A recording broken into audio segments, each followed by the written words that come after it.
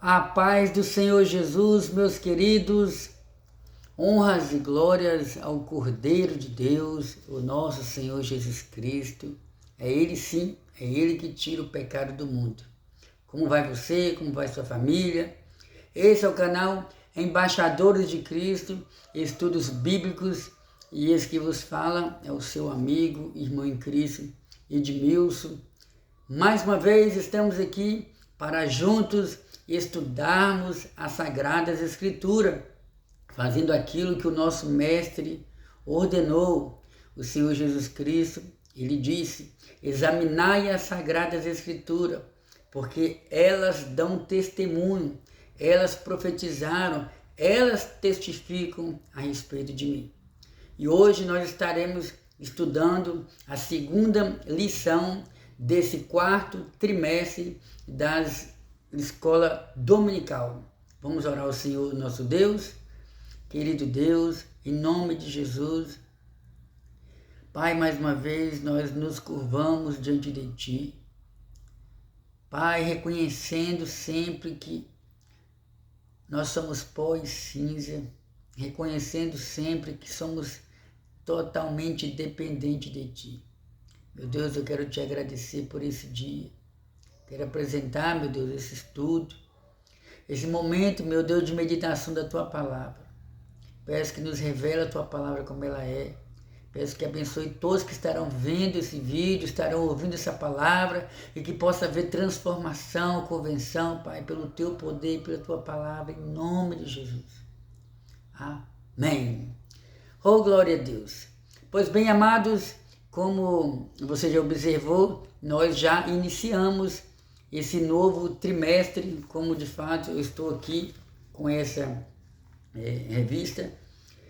Nós estamos estudando nesse quarto e último trimestre do ano de 2023. Já iniciamos esse novo trimestre e estaremos estudando hoje a segunda lição. Lembrando que nesse trimestre nós estamos estudando sobre missões.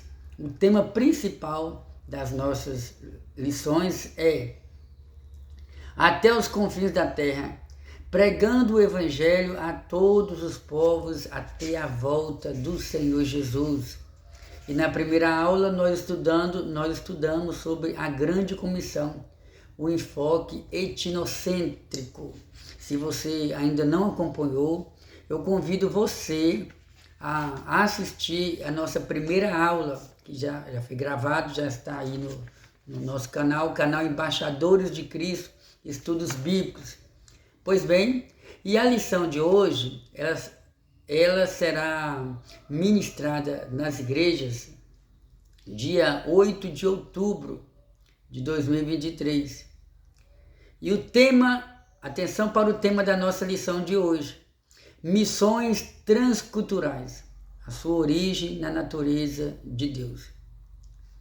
O textual nos diz assim: quanto a mim, eis o meu concerto contigo e serás o pai de uma multidão de nações. Esse texto está registrado em Gênesis capítulo 17, versículo 4. A verdade prática. O amor de Deus é a verdade. O amor de Deus é a verdadeira motivação do crente para realizar a obra missionária. A nossa leitura bíblica em classe se encontra no primeiro livro do Antigo Testamento, que é o livro de Gênesis, capítulo 12, versículo 1,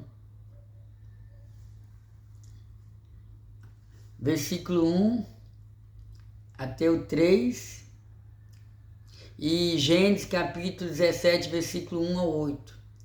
Ora, o Senhor disse a Abrão: sai-te da tua terra e da tua parentela e da casa de teu pai, para a terra que eu te mostrarei. E far-te-ei uma grande nação, e abençoar-te-ei, e engrandecerei o teu nome, e tu serás uma bênção. E abençoarei os que te abençoarem, e amaldiçoarei os que te amaldiçoarem. E em ti serão benditas todas as famílias da terra. Sendo, pois, Abrão da idade de 99 anos, apareceu o Senhor a Abrão e disse-lhe: eu sou o Deus Todo-Poderoso. Anda em minha presença e ser perfeito. E porém o meu conselho entre mim e te multiplicarei grandissimamente. Então caiu Abrão sobre o seu rosto e falou Deus com ele, dizendo: quanto a mim, eis o meu conselho contigo, e serás o pai de uma multidão de nações. E não se chamarás mais o teu nome Abrão, mas Abraão será o teu nome, porque por pai da multidão de nações te tenho colocado. E te farei frutificar grandissimamente, e de ti farei nações, e reis sairão de ti. Estabelecerei o meu conceito entre mim e ti, e a tua semente depois de ti em suas gerações, por conceito perpétuo, para te ser a ti por Deus, e a tua semente depois de ti. E te darei a ti e a tua semente depois de ti a terra de tuas peregrinações, toda a terra de Canaã em perpétua possessão, e ser-lhe-ei o seu Deus, Pois bem, amados, o nosso estudo de hoje será baseado nesse contexto bíblico, será baseado na vida, no currículo, na biografia de Abraão, conhecido também como nosso pai na fé. Então nós vamos observar que Deus é um Deus que realiza missões transculturais. Aproveitando a oportunidade, eu já quero até adiantar para você que no nosso estudo de hoje nós iremos aprender um pouco mais sobre o que é missões transculturais. Iremos observar que missões está no coração de Deus, iremos observar o chamado de Deus para Abraão realizar a obra missionária. E vamos observar o que o Espírito Santo vai nos fazer extrair do contexto bíblico lições maravilhosas para a nossa edificação espiritual. Pois bem, vamos ler aqui a introdução. A palavra transcultural traz a ideia de um missionário que transpõe as barreiras da cultura de um povo ou civilização para apresentar o amor de Deus. Isso implica interação com todos os grupos étnicos da terra, com os diferentes aspectos da vida das pessoas. Na lição dessa semana, veremos que Deus escolheu uma família para, por meio dela, alcançar todas as famílias da terra. E esse processo se deu por Abraão, sua família, a nação de Israel, a pessoa de Jesus e finalmente a igreja. Assim, contemplamos a natureza missionária de Deus, bem como o caráter do seu amor como base de toda a prática missionária dos cristãos. Oh, bendito seja o nome de Jesus. A palavra transcultural. A palavra transcultural traz a ideia de um missionário, de uma missionária, traz a ideia de um irmão, de uma irmã, traz a ideia de alguém que saiu da sua cultura, saiu da sua região, saiu da sua cidade, saiu do seu estado e foi transmitir as boas novas de salvação para pessoas de uma outra cultura. Como, por exemplo, nós moramos aqui no Brasil. Aqui no Brasil nós temos uma cultura. Nos Estados Unidos tem uma outra cultura. Na China, no Japão, nos chamados países asiáticos, ou independente da localidade. No mundo existe, me parece, 5 a 6 continentes, vários países, ilhas e assim por diante. Cada povo com a sua cultura diferente. Cada país com a sua cultura diferente. Cada país, cada estado também com a sua cultura diferente. Porque por mais que nós moramos no Brasil e aqui tem os presidentes, tem os governadores, tem as leis, tem os governos, né? Porém, cada estado possui uma cultura diferente. Por exemplo, se você está aqui em Minas Gerais, vai para o Rio Grande do Sul, você vai se deparar com uma cultura diferente daqui do estado de Minas Gerais. Então, missões transculturais, essa palavra a gente não encontra ela na Bíblia. Não tem ela na Bíblia.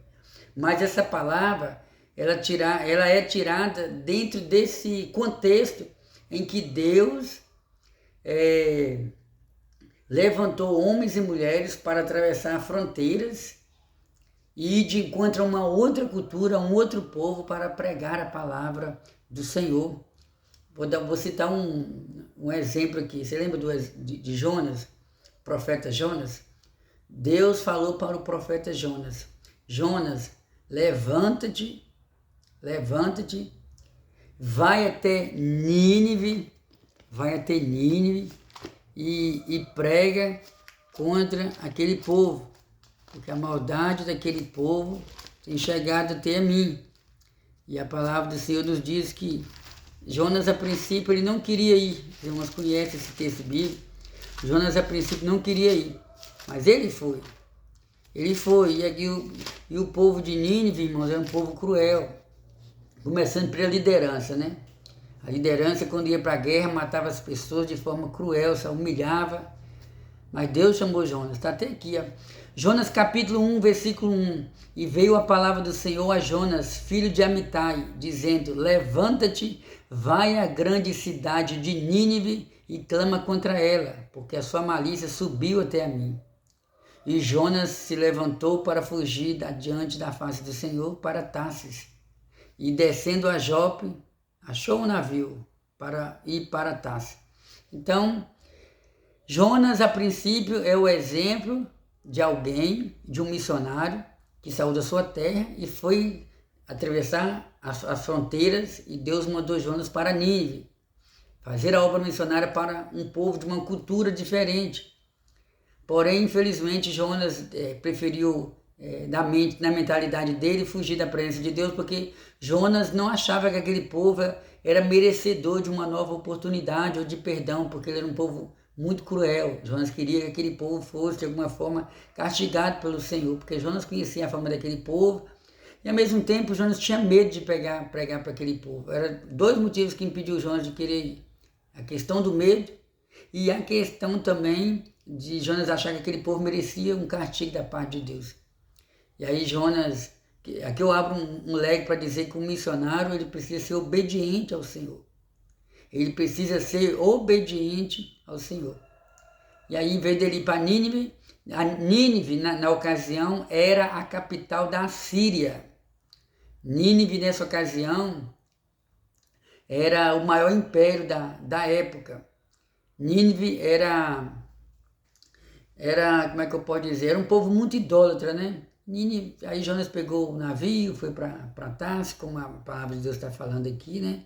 Em vez de ele ir para Nínive, ele foi para Tarsis, aliás, ele foi para Jope, e pegou um caminho diferente, né?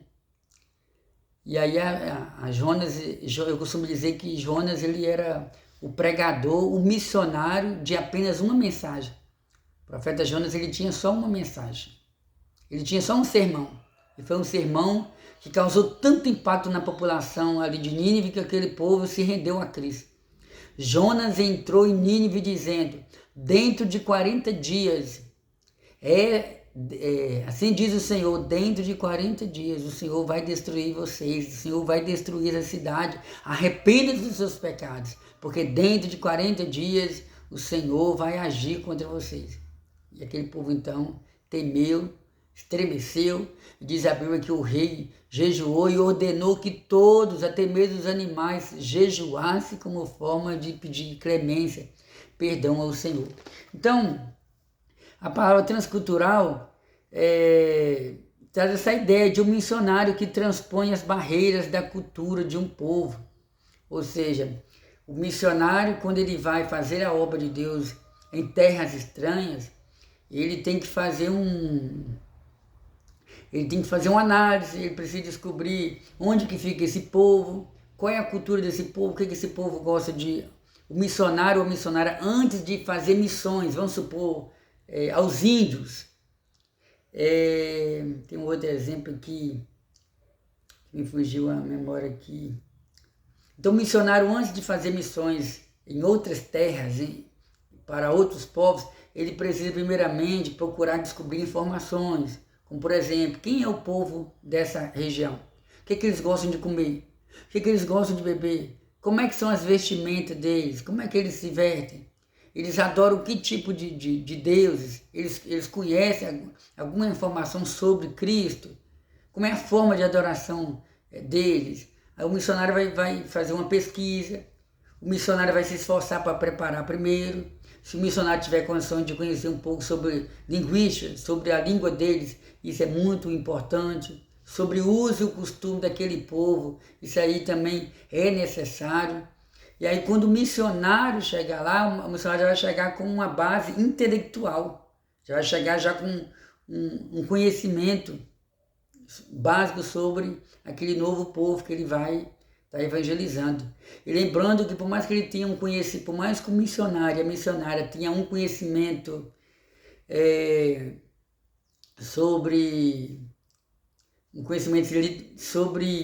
aquele povo, ele só vai sentir na prática, ele só vai viver, ele só vai ver realmente como é viver com aquele povo depois que ele atravessar as fronteiras e for fazer a obra missionária. E Deus orienta o comentarista da lição para nos trazer o exemplo de Abraão. Abraão, ele é um profeta muito, como é que eu posso dizer? Talvez ele seja o patriarca, ao que tudo indica, né? Abraão, ele é o patriarca ou o primeiro patriarca mais importante entre o povo de Israel. Abraão, ele é pai das 3 principais religiões que há no mundo. Abraão, ele é pai do judaísmo, porque os irmãos sabem, né, que Abraão gerou Isaac, aí a gente vê os judeus. O Abraão, ele é pai também, quando falamos de pai, né, pai da religião do islamismo, porque no caso aí, Abraão teve um filho com Agar, e Agar teve um filho chamado Ismael. E aí, se você for buscar na história, você vai observar, né, que o islamismo, ele vem, os seus cabeças, os seus líderes, os criadores dessa religião, essa religião ela é fundamentada na linhagem de Ismael. E aí eu citei também a respeito do cristianismo, né? Que nós somos também abençoados em Abraão, como diz a palavra de Deus. O Senhor Jesus Cristo, ele veio da linhagem de Abraão, ele veio da linhagem do rei Davi. E o Senhor falou: abençoarei os que te abençoarem. Pois bem, prosseguindo aqui com a nossa introdução. Então, o missionário, ele vai interagir com outras pessoas, ele vai interagir com outros ouvintes, com uma cultura totalmente diferente da dele. Vamos observar aqui o que nos diz a introdução. A natureza missionária de Deus. A natureza missionária de Deus no chamado de Abraão. A natureza missionária de Deus no chamado de Abraão. A expressão sai-te da tua terra revela uma ordem, um chamado de Deus para ir a um lugar que a princípio ele não conhecia. Então é interessante observar que Deus, ele é uma personalidade que ama fazer missões. O nosso Deus é um Deus missionário, é um Deus que quis e quer até hoje se relacionar com as suas criaturas, com os seres humanos. A palavra de Deus nos diz no livro de Gênesis, capítulo 3, versículo 15. Quando Adão e Eva desobedeceram ao Senhor, e o Senhor lançou maldição sobre Eva, sobre Adão, sobre a serpente, e no meio daquela maldição o Senhor lança uma mensagem missionária, o Senhor lança uma promessa. O Senhor diz: e da semente da mulher farei nascer um que pisará sobre a cabeça da serpente. Esse texto bíblico nos revela a primeira mensagem missionária descrita na Bíblia Sagrada. Era Deus anunciando salvação através da semente da mulher. E essa profecia, ela apontava para o Senhor Jesus Cristo, que veio, morreu por nós. É Ele que pisa sobre a cabeça da serpente. Ele é aquele que tem poder sobre o inferno, tem poder sobre o diabo, tem poder sobre os demônios. Então, nós observamos a natureza de Deus, o desejo de querer que todos se salvem. O apóstolo João, ele nos diz no seu evangelho, capítulo 3, versículo 16, 15, 16, né? Porque Deus amou o mundo de tal maneira, que doou o seu único Filho, o Senhor Jesus Cristo, para que todo aquele que nele crê não morra, mas tenha a vida eterna. E é interessante observar aqui, irmãos, que essa palavra não morra, não está se referindo a princípio, né, a morrer fisicamente, quando o homem e a mulher perde o fôlego de vida, e ele então deixa de existir, e o seu corpo vai para a sepultura, ele se torna pó, e o seu espírito volta a Deus que o deu. Esse volta a Deus que o deu não significa que a pessoa está salva. Significa que Deus ele tem poder para lançar aquele corpo, aquela alma no paraíso ou no Hades, lugar de tormento. Se aquele espírito, se aquela alma habitou em um corpo que fez a obra de Deus, aí ele vai para o paraíso aguardar o arrebatamento da igreja. É assim que eu creio. Então, esse Deus é amor, e ele demonstrou esse amor enviando o Senhor Jesus Cristo a este mundo para morrer por nós. Então Deus, ele chega para Abraão. É interessante observar que antes do capítulo 12 do livro de Gênesis, nós encontramos referências sobre a queda de Adão, a queda de Eva. Existe relatos sobre Caim, sobre que matou Abel, seu irmão. Depois veio a geração de Sete, que começou a buscar o Senhor. A Bíblia fala sobre Enos. Depois a Bíblia fala sobre Noé, que foi pregoeiro da justiça, né? Vocês conhecem esse texto, esse contexto em que Noé foi um homem justo na sua geração, e os moradores que conheciam Noé, a população daquela época, não dava crédito à pregação de Noé, e Deus enviou o dilúvio sobre aquela geração, só salvou Noé e a sua família dentro da arca. Depois que saíram da arca, Deus falou para Noé que não iria mais destruir nenhuma geração, não iria destruir mais o mundo, a população, através de um dilúvio, através da água. E como demonstração do seu pacto com Noé, diz a Bíblia que Deus enviou o arco-íris, Deus criou o arco-íris, Deus mostrou o arco-íris. Então, todas as vezes que nós estamos pela rua e observamos o arco-íris no céu, aquilo ali é um sinal que Deus deu para Noé, mostrando que ele iria cumprir a sua palavra, a qual ele disse que não iria destruir mais nenhum ser humano através do dilúvio. E depois da história de Noé, entra a história de Abraão, que está registrada no capítulo 12, quando nós já observamos, né? Lembrando também que antes de Abraão tem aquele relato sobre a torre de Babel. Vocês conhecem muito bem, né? A qual Deus confundiu as línguas ali, dando idiomas diferentes para cada uma daquele povo. Então aqui, no capítulo 12, nós encontramos o Senhor dando uma ordem para Abraão. Abraão, sai-te da tua terra. Sai-te da tua terra. Vamos observar aqui o que Deus disse para Abraão. Sai-te da tua terra, da tua parentela e da casa do teu pai para a terra que eu te mostrarei. Amados irmãos, o contexto bíblico nos mostra que Abraão, ele fazia parte de uma família que era idólatra. Há quem diga que o pai de Abraão, ele era fazedor de ídolos. Eles não conheciam o Deus vivo. Eles adoravam vários deuses, mas não conheciam o Deus verdadeiro, não tinham experiência com o Deus verdadeiro. De repente o Senhor brada ao coração de Abraão e diz para ele: Abraão, sai-te da sua terra. Irmãos, do nada, como assim sair da minha terra? Sai da sua terra, sai da sua parentela e vai para uma terra a qual eu te mostrarei. A princípio, Deus deu uma ordem para Abraão: sai-te da tua terra o mais rápido possível. Lembra daquele texto bíblico quando o Senhor destruiu Sodoma e Gomorra? Deus enviou dois anjos até Sodoma e Gomorra.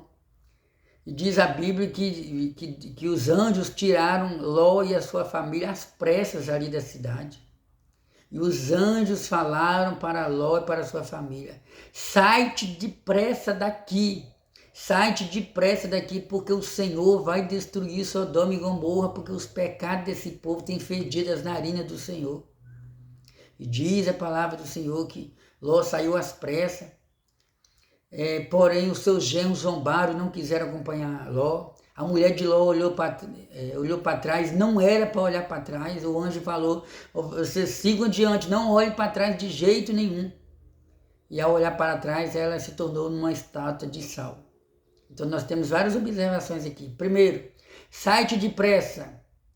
Quando Deus chama para fazer a obra de Deus, irmãos, quando Deus chama para ir até a casa de alguém orar, pregar, evangelizar, quando Deus chama para fazer missões, a vontade de Deus, irmãos, é que a gente não fique debatendo, discutindo. Será que a voz é de mim mesmo? Será que a voz é do meu intelecto, da minha mente? É de Deus? Não, a gente tem que fazer o possível para ir o mais rápido de encontro àquele pecador. Sai-te depressa. Segunda observação, nesse detalhe que a mulher de Ló olhou para trás. Nós não fomos chamados para olhar para trás. Lembra, lá na frente no Novo Testamento, Jesus falou: lembrai-vos da mulher de Ló. Lembrai-vos da mulher de Ló. Eu sei que aquela referência ali está se referindo à destruição de Sodoma e Gomorra. Mas ali também a gente consegue tirar outras mensagens, como por exemplo, o cristão não pode olhar para trás. O cristão abraçou Jesus, esquece o mundo. O Senhor Jesus, ele disse: todo aquele que lança a mão do arado e olha para trás não é digno de mim. Não é digno de me servir. Então, Deus nos chamou para renunciar. O missionário, a missionária, querendo ou não, se ele ama a obra de Deus, ele precisa renunciar ao seu conforto. E foi isso que aconteceu. Deus praticamente tirou Abraão da sua zona de conforto. Abraão estava bem. Abraão tinha tudo do bom e do melhor. Abraão tinha, de uma certa forma, prosperidade. Ele já era próspero, ficou mais próspero ainda. Mas muitas das vezes Deus decide nos tirar da zona do conforto. E foi uma ordem, não foi um pedido. Abraão, eu estou te pedindo que a partir de hoje veio a possibilidade de você sair dessa terra, porque eu tenho algo diferente para você. Não, o Senhor não criou imaginações na mente de Abraão nesse sentido. Pelo contrário, o Senhor tem todo o poder, porque Ele não pede, Ele manda. Ele chegou e deu uma ordem. Ele chegou e deu uma ordem. Sai-te da sua terra e da sua parentela.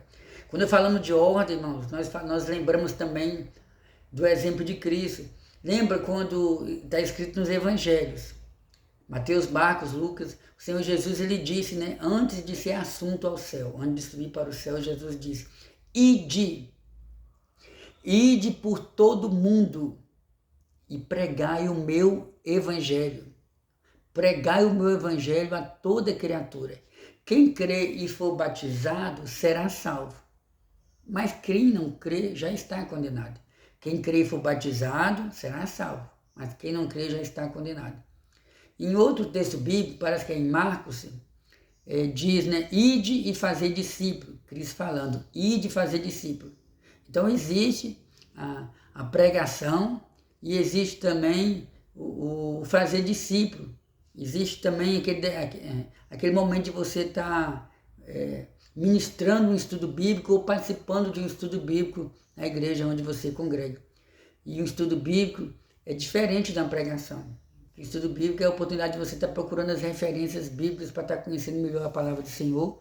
E Jesus ordenou: fazei discípulos. A igreja só chegou onde está por vários motivos. Um deles porque os apóstolos que foram discipulados pelo seu mestre Jesus durante 3 anos, eles se preocuparam também em fazer discípulo. E você? Você tem feito discípulo? Você tem feito discípulo através da pregação do Evangelho? Você tem feito discípulo através do seu bom testemunho? Você tem levado outras pessoas para Cristo através do seu testemunho, através da sua palavra? Se você tem feito discípulo, glória a Deus pela sua vida. Então, a natureza de Deus no chamado de Abraão. Então Deus chamou Abraão, interessante, né, que Deus chamou Abraão para uma terra distante. Irmãos, parece loucura, porque quando alguém chama quando alguém chama você para ir para um passeio, ir para uma festa, para ir para qualquer outro lugar, se alguém chega para você e fala: ô fulano, vamos passear, ô fulano, vamos viajar, ô fulano, vamos ali, a primeira pergunta que vai vir na mente é: para onde? Para onde nós iremos? É longe? É perto? Vamos de quê? Vamos de qual transporte? Vamos fazer o que lá? É ou não é?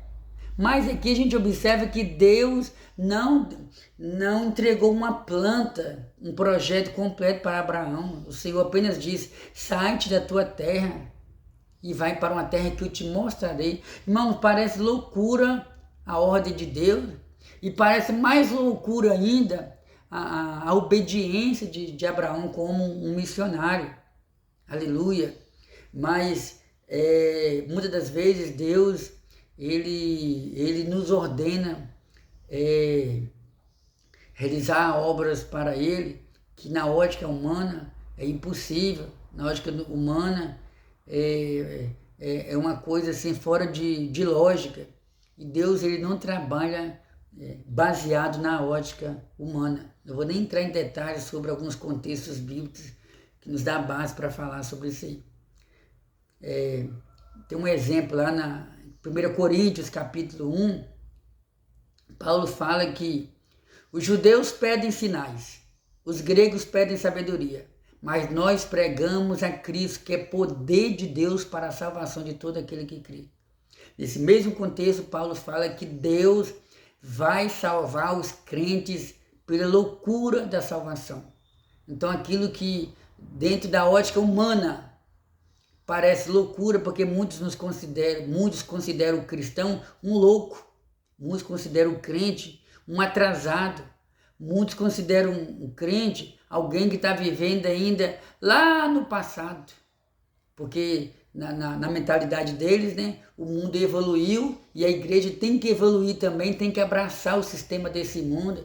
Irmãos, a igreja abraça aquilo que ele vê que está de acordo com a palavra de Deus, ou aquilo que ele vê que não vai atrapalhar a vida espiritual dele. Jesus falou: estamos no mundo. Lá em João capítulo 17 tem a oração de Jesus pelos seus discípulos. E Jesus roga ao Pai dizendo: meu Pai, eu não peço que o Senhor os tires do mundo, mas os livres do mal, porque nós estamos nesse mundo. Mas nós não fazemos parte do sistema espiritual das trevas desse mundo. Então, Abraão ele usou a fé. É por isso que Abraão é chamado, é por isso e por outros motivos que Abraão é chamado como pai da fé. Então a Bíblia fala que Abraão ouviu a voz de Deus, usou a fé e foi para uma terra distante que ele não conhecia. E como missionário de Deus, você precisa saber de uma coisa: muitas das vezes Deus vai me levar e Deus vai te levar de encontro a pessoas que você jamais imaginou que estaria. O Senhor tem poder para te levar de encontro a pessoas estudadas, pessoas que já estudou muito, já tem vários diplomas, já estudou muito, mas ainda não teve o conhecimento da verdade. Paulo até fala sobre pessoas que conhecem, estuda, mas nunca chega ao conhecimento da verdade. E Deus tem o poder de levar você a ter de encontro a essa pessoa. Para terras estranhas, para pessoas estranhas, com culturas diferentes. Então, essa promessa diz respeito a uma bênção espiritual para o mundo por meio da descendência de Abraão. Nesse sentido, o apóstolo Paulo escreve que essa bênção refere-se ao evangelho revelado em nosso Senhor Jesus Cristo, o descendente legítimo de Abraão. Vamos ver o que está escrito aqui no livro na carta do apóstolo Paulo aos cristãos da Galácia, né? Aqui no capítulo 3, versículo 8. Versículo 8. Cadê? Ora, tendo a Escritura previsto que Deus havia de justificar pela fé os gentios, anunciou primeiro o Evangelho a Abrão, dizendo: todas as nações serão benditas em teu nome. Então nós observamos que primeiramente Deus deu a ordem para Abraão. Depois que o Senhor deu a ordem para Abraão, a palavra do Senhor nos diz que Deus então começa a fazer promessas para Abraão, dizendo: Abraão, eu hei de fazer de você um pai de grandes nações, povos sairão de ti, príncipes sairão de ti, em ti serão benditas todas as nações da terra. Deus, ele revelou o evangelho a Abraão. O evangelho, no que diz respeito, porque a palavra evangelho significa boas novas. O evangelho não é apenas o Novo Testamento, as boas novas do Novo Testamento. O evangelho se aplica também ao Antigo Testamento quando fala de boas novas, porque esse é o significado original da palavra. Então, esse evangelho, essa boas novas que Deus entregou para Abraão, dizendo que todas as nações serão benditas em ti, como de fato isso aconteceu. O mundo foi abençoado através dessa mensagem que Deus entregou para Abraão. Aleluia! Bendito seja o nome do Senhor Jesus. Então, assim, a partir de uma família, Deus providenciou a salvação para o mundo inteiro. Por isso podemos afirmar que a origem das missões transcultural está intrinsecamente na relação de Deus. Deus, ele é um ser que ama fazer missões. Segundo subponto do primeiro ponto, a missão como atividade de Deus no mundo. Para conhecermos a missão como atividade de Deus no mundo, é preciso voltar à revelação especial que o próprio Deus fez na sua obra. O capítulo 17 de Gênesis mostra o Deus soberano excelso que se relaciona com um ser humano limitado. Ele tem tanto zelo pela sua promessa que trocou o nome de Abraão para Abrão, para Abraão, a fim de reafirmar a sua aliança, que transcendia ao cumprimento geográfico da promessa. Aqui fica clara a missão como atividade de Deus no mundo. Ele mesmo, não outro, é o maior protagonista das atividades missionárias. Deus age no mundo pela sua graça, a fim de reconciliar consigo mesmo. Por isso, nosso maior modelo missionário é o próprio Deus. Então, a missão como atividade missionária de Deus. Nós encontramos vários relatos no livro de Gênesis, a Malaquias, sobre essa preocupação de Deus em fazer com que todos os povos fossem salvos. Existe um texto no livro do profeta Isaías que diz assim, né, o Senhor dizendo: olhai para mim todos os moradores da terra, e vós sereis salvos. Então Deus escolheu Israel para se tornar uma nação missionária, a fim de que outros povos tivessem a oportunidade de conhecer sobre o verdadeiro Deus, o Deus que é amor, mas que também é justiça. Aqui o comentarista ele diz que a princípio nós iniciamos falando sobre Gênesis capítulo 12, versículo 1. Agora nós já estamos no livro de Gênesis capítulo 17, né? Sendo, pois, Abrão, da idade de 99 anos, apareceu o Senhor a Abrão e disse-lhe: eu sou o Deus Todo-Poderoso, anda em minha presença e ser perfeito. Então, irmãos, quando Deus chamou Abraão, pelo que eu me recordo aqui, Abraão, quando Deus fez a promessa para Abraão ele estava com, se eu não estiver enganado aqui, com 75 anos, né? 75 anos. E aqui a gente observa um grande intervalo e Deus renovando as promessas para Abraão, né? Abraão já estava com 99 anos. E Deus fala para Abraão: Abraão, eu sou o Deus Todo-Poderoso, anda em minha presença e ser perfeito. Anda em minha presença e ser perfeito.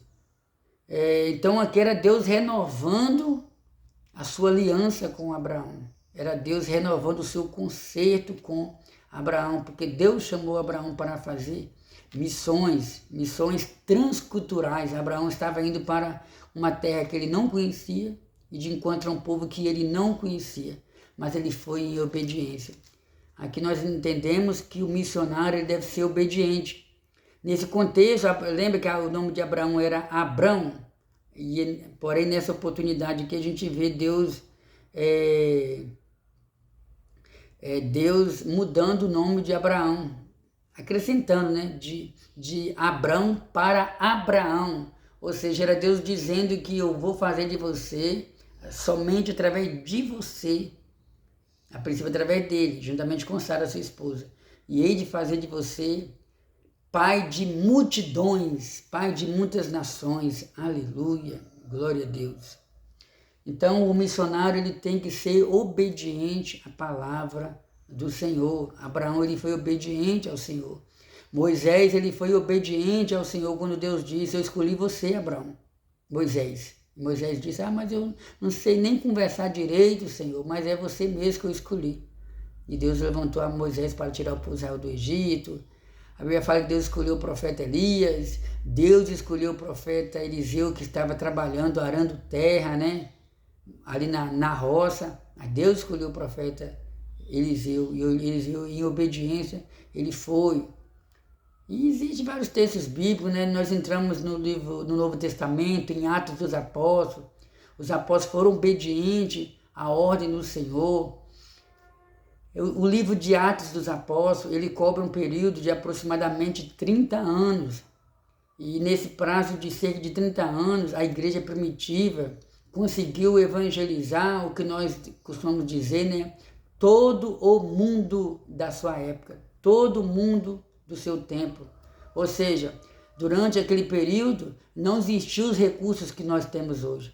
Hoje nós temos, a pessoa pode fazer missões em lugares distantes, onde antigamente não podia. Antigamente as pessoas faziam missões através de navio, entravam no navio e iam, ou no jumentinho, ou no cavalo, ou a pé. Hoje nós temos vários meios para ir de encontro a outras culturas, a outras terras, como por exemplo, pode viajar através de avião, pode ir através de navio, pode ir através de metrô, pode ir através de trem, pode ir através de ônibus, pode ir através de carro, pode ir através de bicicleta. Então, existem vários meios de transporte para fazermos missões. E esses recursos que hoje nós temos, a igreja primitiva não tinha. Porém, durante cerca de 30 anos, eles evangelizaram, eles incendiaram, irmãos, o mundo do seu tempo através da pregação da palavra de Deus. Aleluia! E que possamos nos espelhar no exemplo da obediência da igreja primitiva.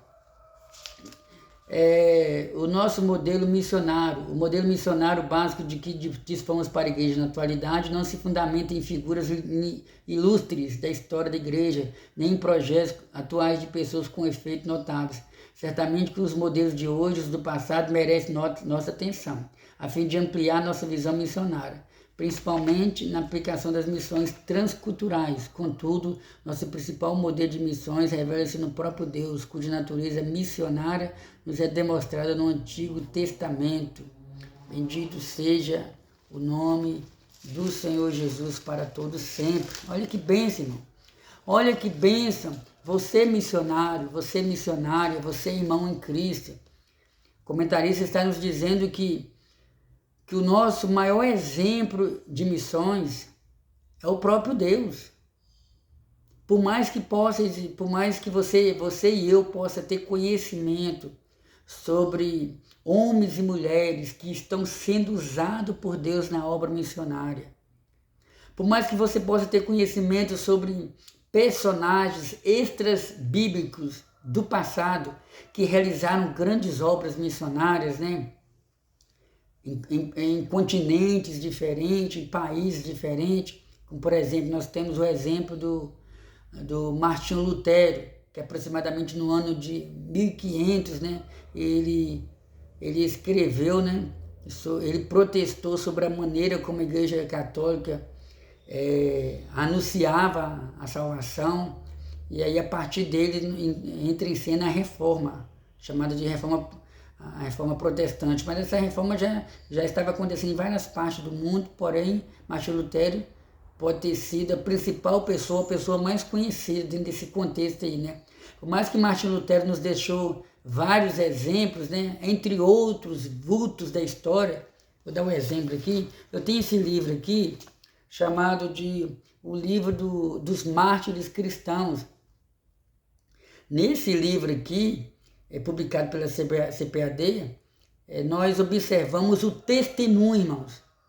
Não é qualquer crente que tem condições de ler esse livro aqui, porque quando nós lemos esse livro, nós somos capazes de chorar. Nós somos tomados por um sentimento de dó com relação ao sofrimento dos irmãos, mas um sentimento também de glórias a Deus, de glorificar a Deus pela coragem que os irmãos tiveram de morrer pela causa do Evangelho. Aqui, inclusive, narra a história de como morreu, segundo a tradição cristã, os apóstolos, os cristãos do primeiro século, do segundo século, as maiores perseguições que a igreja sofreu no passado. Então, por mais que aqui, nesse livro, exista relatos fidedignos, relatos dignos de atenção, de homens que realizaram grandes obras para Deus, mas o comentarista ele nos diz que nosso maior exemplo deve ser o Senhor. Nosso maior exemplo é o próprio Deus. Nós devemos olhar para o exemplo do nosso Deus, porque o desejo de fazer missão partiu dele, e é ele que guia a obra missionária. É ele que controla a obra missionária. Então nós vamos prosseguir aqui. Então nosso Deus ele é o nosso modelo de missão. Quer fazer a obra missionária? Parta primeiramente pela Bíblia. Olha os exemplos bíblicos de Deus enviando missionários. Inclusive, irmãos, a intenção de Deus, a gente vê no livro do profeta Jeremias, a gente vê no livro dos profetas maiores e também no livro dos profetas menores. Deus usando os profetas para transmitir mensagens para o reino do norte, o reino do sul. Mas lá você também vê Deus enviando mensagens, pregações para os povos de outras nações, como a Síria, como a Assíria, como os egípcios e como outros povos também. Então a vontade de Deus era que todos se arrependessem e buscassem o conhecimento da verdade. Então esse é o verdadeiro modelo, porque infelizmente existem vários modelos de missões hoje em dia. E tem modelos de missões, irmãos, que não tem base bíblica. Não tem base bíblica de jeito nenhum. Então Deus ele não olha apenas, quando Deus olha para a igreja na terra, ele não olha para a igreja como alguém que é daquela denominação, como alguém que é da outra denominação. Não. Deus vê a igreja como um todo, diferente da nossa visão. Então a gente já está encaminhando aqui para o final, devido o tempo também, né? Então aqui nós encontramos, Segundo ponto, o amor de Deus, o princípio fundamental da história da redenção, o amor de Deus. O apóstolo João ele fala que o amor de Deus está derramado em nossos corações. O apóstolo João ele diz: filhinhos, não pequeis, porque se alguém pecar, nós temos um advogado para com o Pai. Esse advogado, o nome dele é Jesus. Vamos observar o que está escrito aqui em João capítulo 4, primeira epístola de João capítulo 4, versículo 8. Aquele que não ama não conhece a Deus, porque Deus ele é amor. Versículo 16. E nós conhecemos e cremos no amor que Deus nos tem. Deus é amor, e quem está em amor está em Deus, e Deus nele. Lembra daquele texto que eu citei? Porque Deus amou o mundo, irmãos, de tal maneira. Você sabe o que significa de tal maneira? Significa que, em primeiro lugar, o apóstolo João, ele não encontrou palavras para expressar esse amor tão grande que Deus demonstrou pela humanidade. De tal maneira, é como se não existisse palavras para explicar de tão grande que é o amor que há em Deus. Inclusive, eu abro os parâmetros para dizer que Deus ele não tem amor, ele é o próprio amor. O próprio amor está na natureza de Deus. você e eu, muitas das vezes a gente levado, porque nós somos seres humanos, tem que existir esse amor, né, essa relação social, né? Mas esse amor que muitas vezes é divulgado nos livros românticos, nos filmes ou na vida real, no sentido de amar a esposa, amar o esposo, amar os filhos, amar o próximo. Tudo isso é bom, tudo isso é importante, tudo isso é válido, mas esse amor que existe em nós não se compara com o amor de Deus. Não. Irmãos, o amor de Deus é um amor tão grande que o indivíduo, ele se envolve na vida do crime, o diabo usa ele comete vários homicídios, vai preso, e de repente essa pessoa conhece a palavra de Deus e se arrepende, e Deus aceita ele nos seus braços, e isso não entra na mentalidade de muita gente. Como é que Deus é capaz de perdoar uma pessoa dessa? Irmãos, para Deus, em primeiro lugar, não existe tamanho de pecado. Não existe. Para Deus, assim como o que mente, como o que rouba, são pecadores diante do Senhor. Assim como aquele que adultera, como aquele que engana, todos são pecadores. O apóstolo Paulo diz, né? Porque todos pecaram e todos estão destituídos. Paulo fala que por um só homem, no caso Adão, através da desobediência de um só homem, entrou o pecado no mundo, se referindo a Adão e Eva. E entrando o pecado no mundo, todos os seres humanos que vieram depois se tornaram pecadores, não porque quiseram, mas devido ter dado a natureza pecaminosa dos nossos primeiros pais. E Paulo fala, porque todos pecaram e estão destituídos, afastados da glória de Deus. Mas Paulo também fala que, vindo a plenitude dos tempos, Deus enviou Jesus Cristo debaixo da lei. Ele cumpriu toda a regra da lei e nos deu um novo mandamento. Hebreus capítulo 12, versículo 1 também nos diz, né? Havendo Deus antigamente falado aos nossos pais, através dos profetas, nesses últimos dias nos falou através do seu Filho, o Senhor Jesus.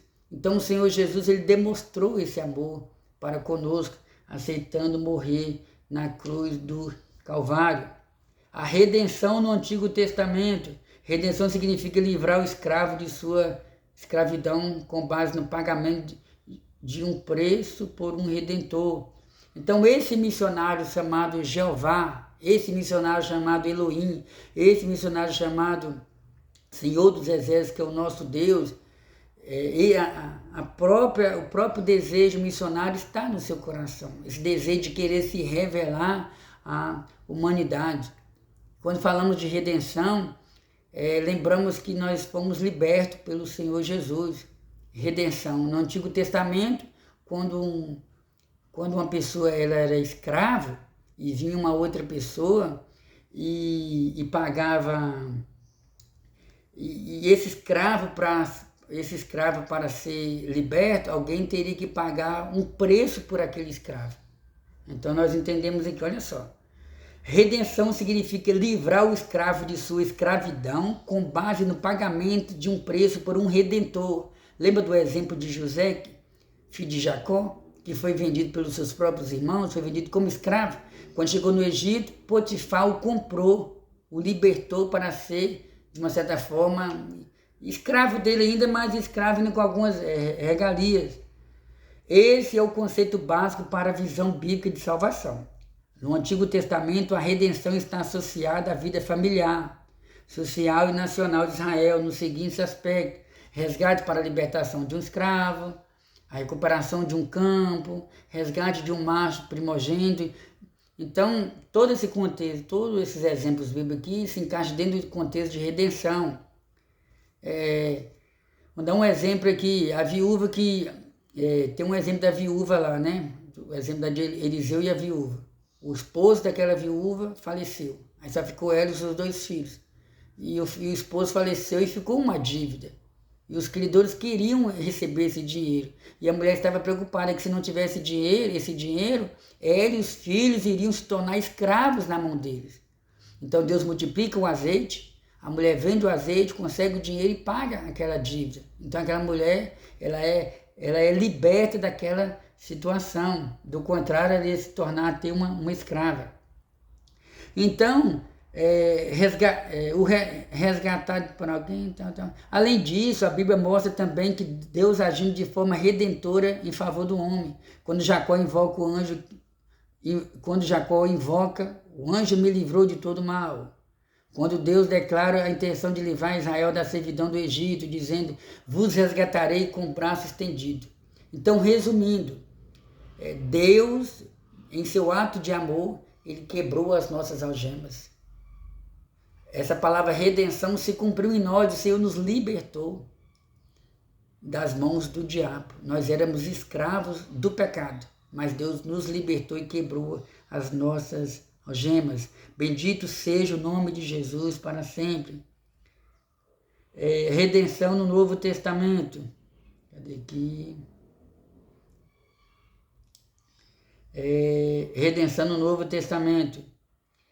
No Novo Testamento, a redenção é estritamente uma atividade divina realizada por meio de Jesus.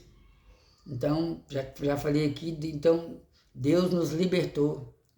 O apóstolo Paulo, ele diz que Deus nos tirou das trevas para a sua maravilhosa luz.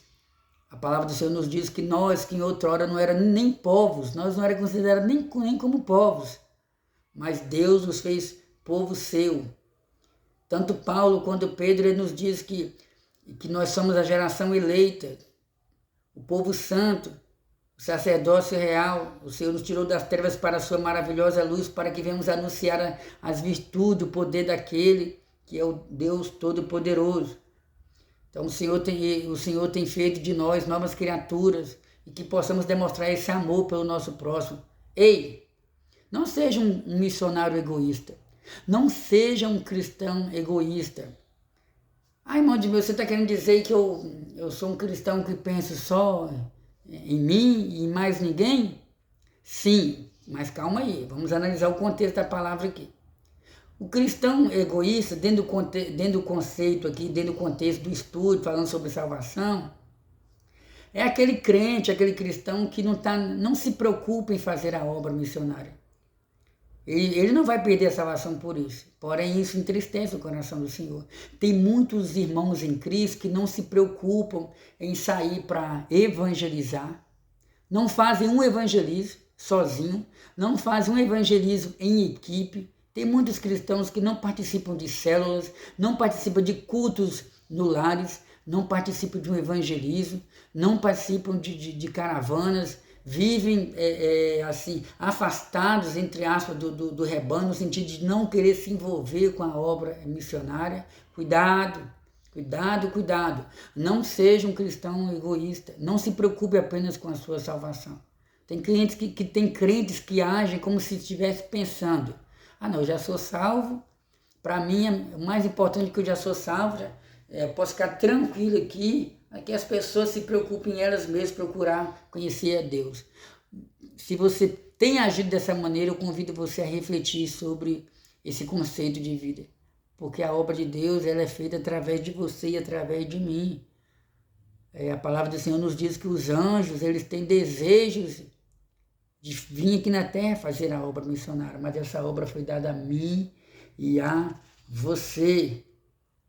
Que Deus nos ajude. Terceiro e último ponto, visão bíblica do caráter transcultural da missão, um Deus missionário. O Antigo Testamento revela um Deus missionário. No livro de Gênesis, Deus trata não somente com uma nação específica, mas com toda a humanidade. Lembra que eu falei? Deus trata com toda a humanidade.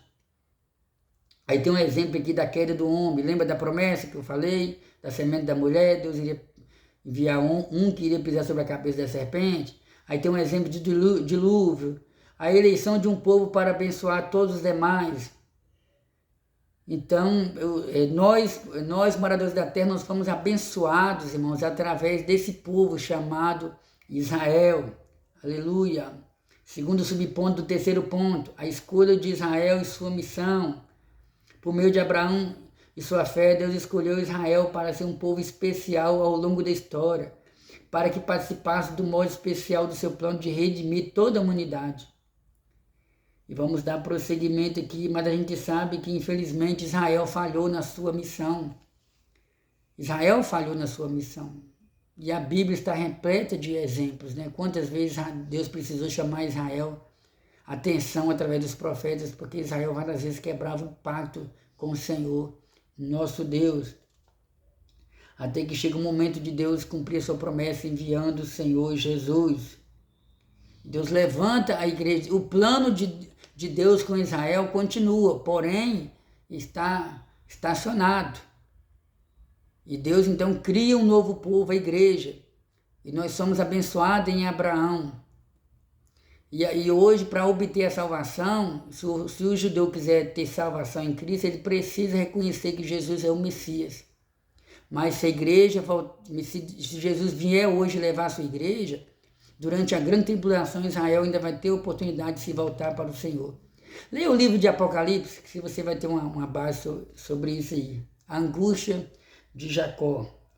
A escolha da igreja. O Senhor Deus, ele levantou a igreja. O Senhor Deus, ele chamou a igreja. Vamos observar aqui. A igreja é eu e você.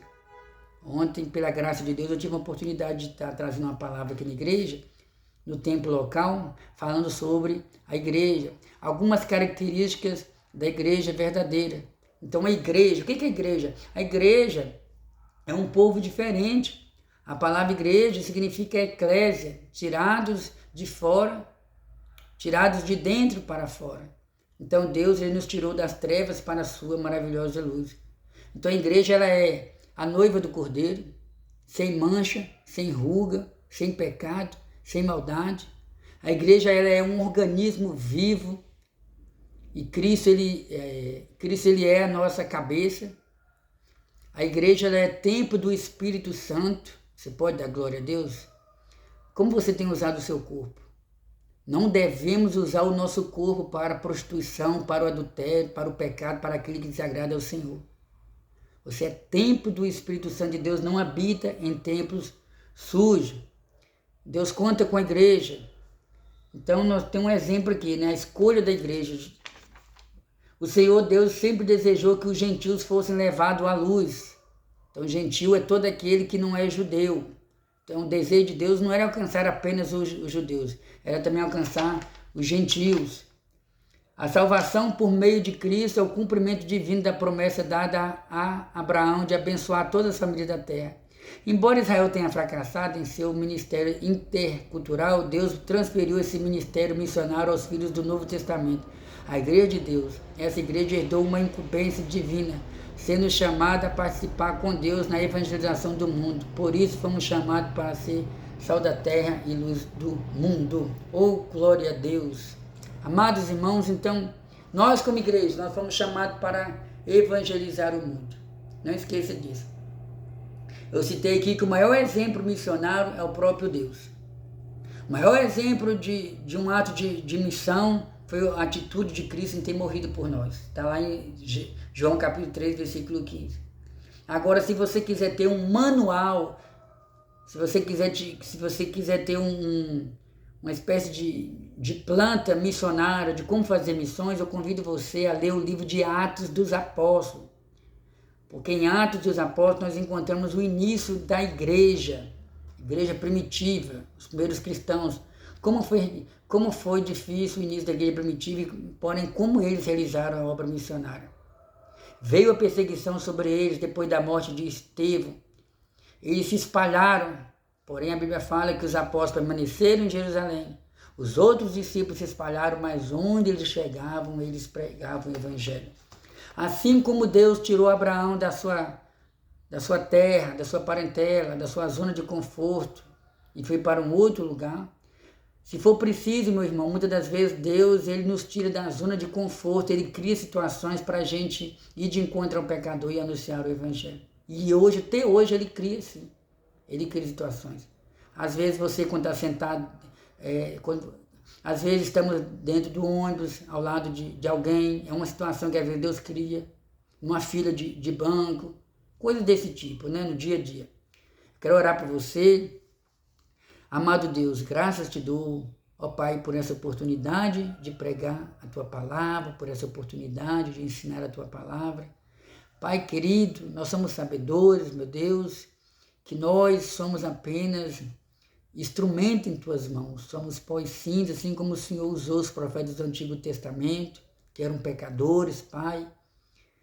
Pai, eu te peço, nos ajude a viver o que pregamos, o que lemos, o que ouvimos, o que aprendemos. Porque o nosso testemunho, as nossas atitudes, papai, precisam falar mais alto do que as nossas palavras.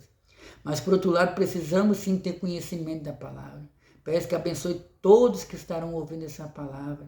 E que cada um, meu Deus, possa fazer um concerto contigo, disposto a fazer a tua obra na terra, em nome de Jesus. Oh, glória a Deus. Amém? Amados irmãos, chegamos ao final do nosso estudo bíblico.